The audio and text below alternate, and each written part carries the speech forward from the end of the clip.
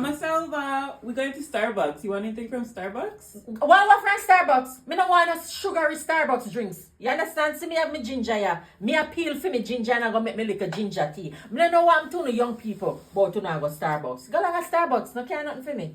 See there, and one thing I learned one of my friend, when you're peeling ginger, she taught me this, you don't need knife. You take your like a spoon and see, you peel off the ginger, okay? So all you're getting is the little skin coming off and you're not wasting the ginger. Mama Selva says so. So go like on the Starbucks. So- no, we make me ginger tea. So you don't want, is that a no?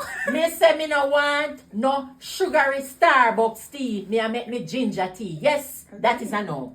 Okay, fine. Yes, Cool. fine. Okay, go and go buy on the Starbucks. Me will make me ginger tea. All these young people want to do is go to Starbucks and spend them hard-earned money and buy sugary drinks when they have the natural organic ginger at home. We can make ginger tea. I was just trying to be considerate. You too considerate. Me no want a Starbucks.